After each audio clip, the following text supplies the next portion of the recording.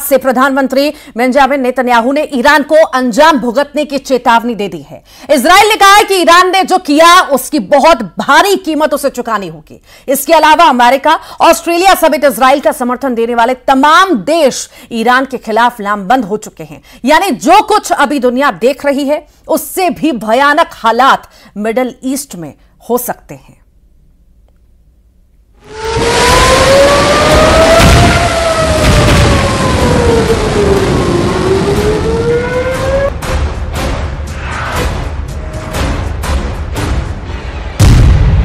Middle east में बड़ी तबाही की आहट।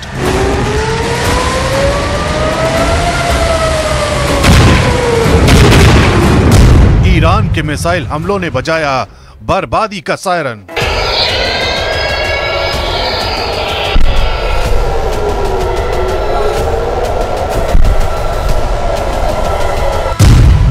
इजराइल पर हमले को लेकर कई देशों में आक्रोश। क्या ईरान का हमला सब कुछ ले डूबेगा?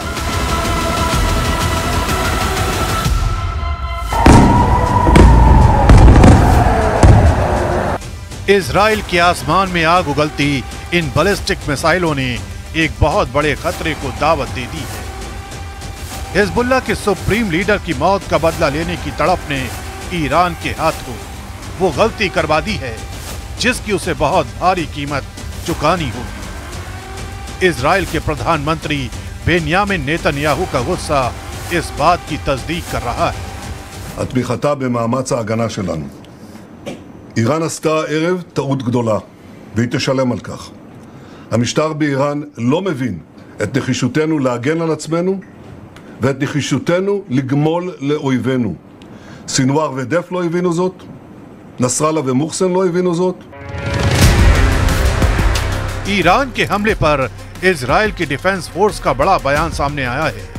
इजराइल की डिफेंस फोर्स का कहना है कि ईरान के खिलाफ हमारा ऑपरेशन तैयार है।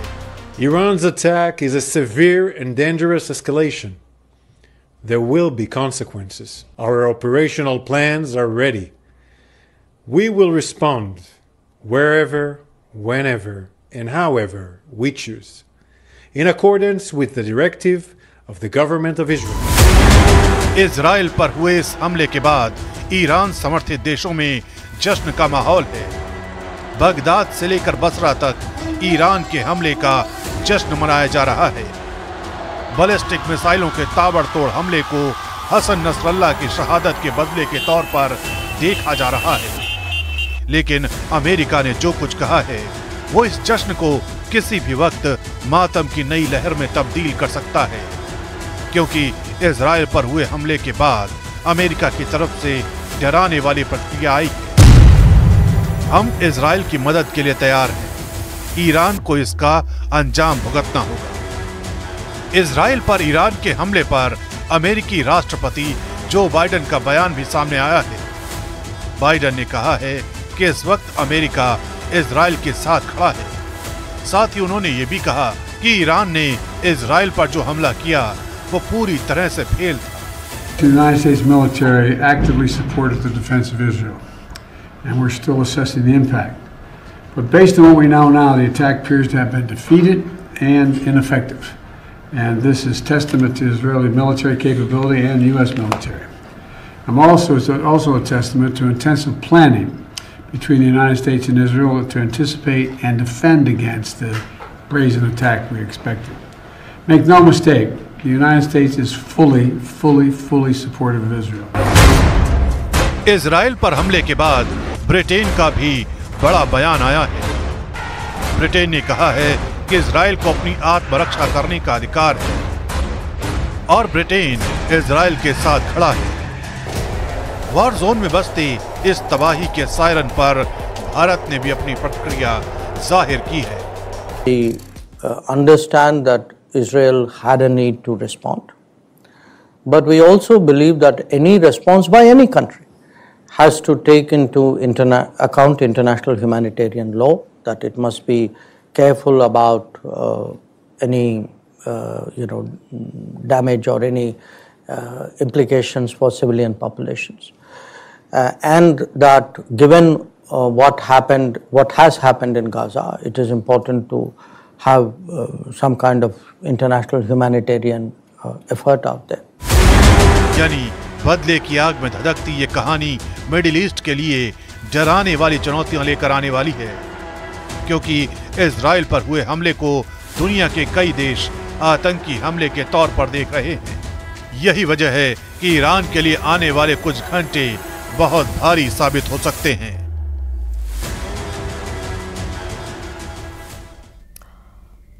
और इसी बीच बड़ी जानकारी यह भी है कि जैसे इजराइल की तरफ से हिजबुल्लाह के टॉप कमांडरों की लिस्ट जारी की गई थी, वैसे ही ईरान की तरफ से भी एक पोस्टर जारी किया गया है, जिसमें इजराइल के पीएम बेंजामिन नेतन्याहू को टॉप लिस्ट में रखा गया है और उन्हें जिंदा या मुर्दा पकड़ने का मैसेज लिखा गया है।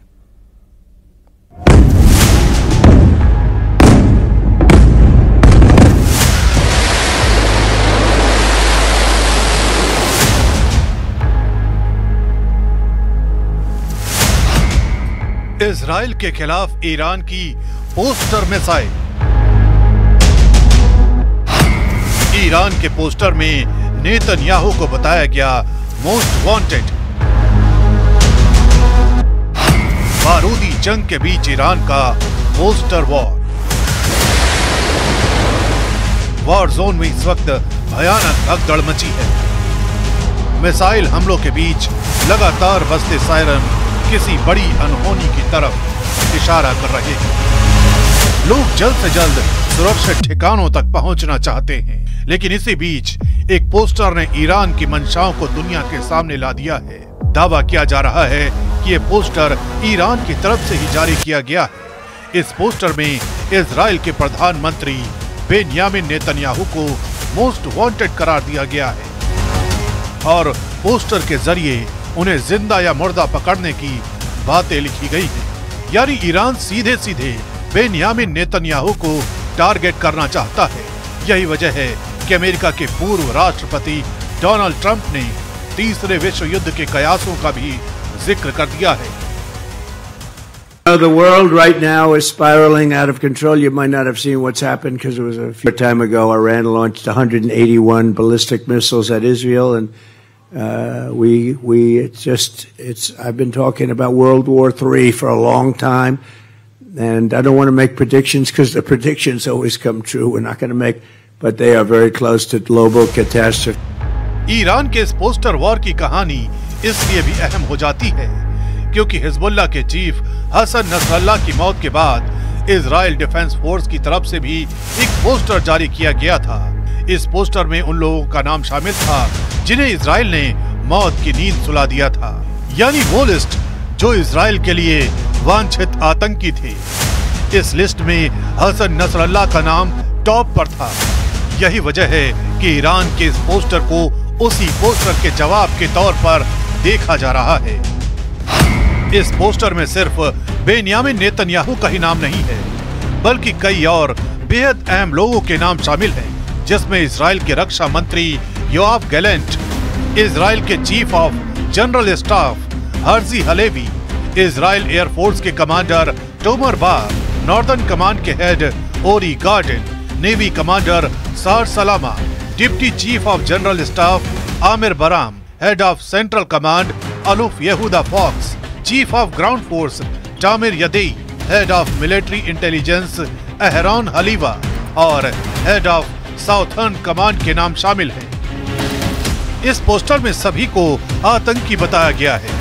इजराइल की जल, थल और वायु सेना से जुड़े लोगों के नाम इस लिस्ट में होने का साफ मतलब है कि ईरान किसी भी कीमत पर इन लोगों को मारना चाहता है, लेकिन इजराइल की सेना भी ईरान को सबक सिखाने को बेताब है। इजराइल पर ईरान के हमले के बाद पीएम नेतन्याहू ने कहा है कि वो इसका बदला लेंगे। इजराइल की सेना ने भी साफ कर दिया है कि उनका ऑपरेशन तैयार है, लेकिन सवाल है कि इजराइल ईरान से बदला आखिर कैसे लेगा।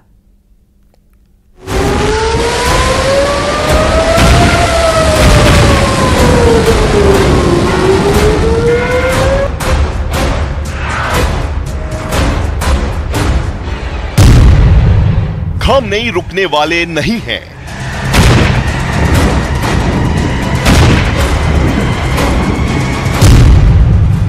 नेतन्याहू छोड़ने वाले नहीं हैं।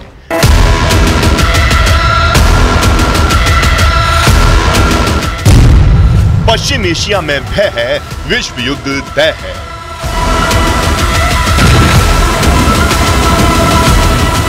इजराइल ने कह दिया है कि वो ईरान के हमलों का जवाब देगा और बहुत ही करारा जवाब देगा।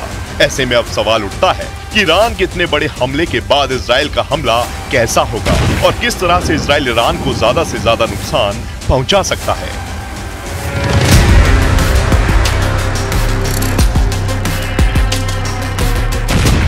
इन तस्वीरों को देखिए। इजरायली डिफेंस फोर्सेज ने ये वीडियो जारी किया है और बताया है कि किस तरह से वो लेबनान में उसके एक ही दिन में हिजबुल्लाह के सैकड़ों ठिकानों को नेस्तनाबूद कर दिया।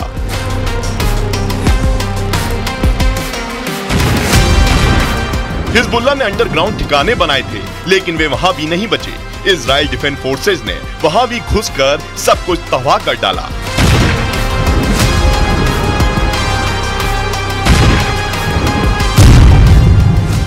ईरान के सैन्य ठिकानों पर होगा हमला।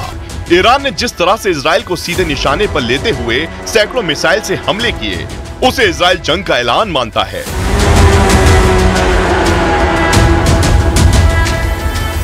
यही वजह है कि इजराइल की सरकार में एक के बाद एक बैठकों का दौर जारी है। लगातार इस पर बात हो रही है कि ईरान को किस तरह से जवाब दिया जाए, क्योंकि इजराइल चुप तो नहीं बैठ सकता। उसे ईरान से हुए इतने बड़े हमले का जवाब देना है। बस अभी यही तय नहीं हुआ है कि ये जवाब कैसा होगा और कब इस पर एक्शन लिया जाएगा।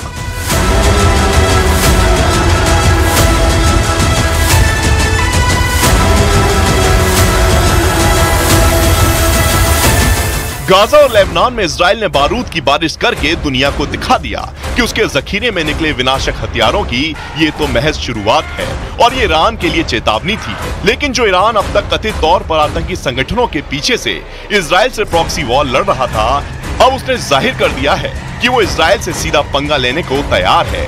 यही वजह है कि मंगलवार की रात बैलिस्टिक मिसाइलों की इजराइल पर बारिश कर दी और बाद में धमकी भी दे डाली कि अगर गुस्ताखी की तो पश्चिम एशिया के नक्शे से इजराइल का नामो निशान मिटा देगा।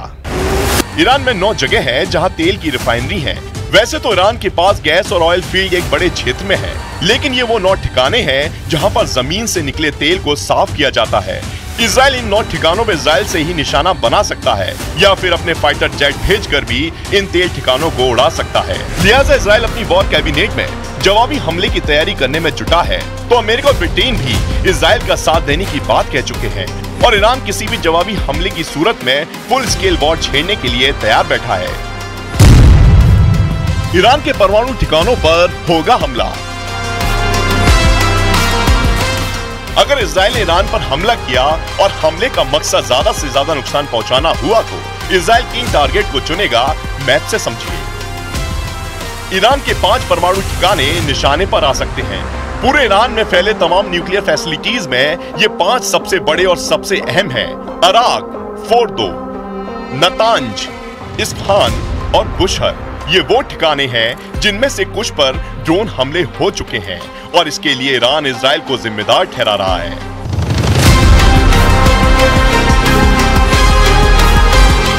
इजराइल के भीतर सबसे बड़ा डर है ईरान का परमाणु हथियार से संपन्न होना। इजराइल दावा कर चुका है कि ईरान के पास 5 से ज्यादा एटम बम है और वो हमेशा उसके न्यूक्लियर प्रोग्राम को डिरेल करने की कोशिश करता रहा है। ऐसे में अगर इजराइल ईरान को ज्यादा से ज्यादा नुकसान पहुंचाने के मकसद से हमले का प्लान करता है तो ईरान के परमाणु ठिकाने उसका टारगेट हो सकते हैं।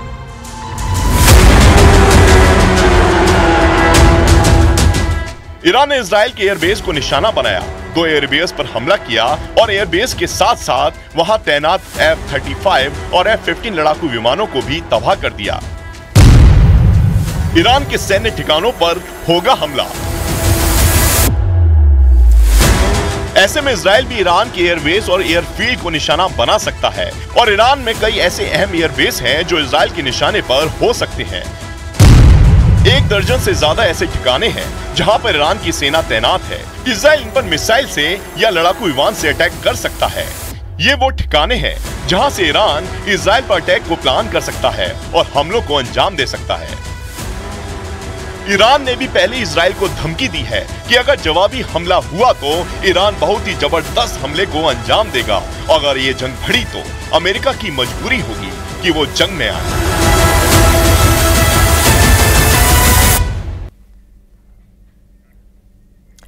और इसी के साथ ही स्पेशल रिपोर्ट में आज के लिए इतना ही।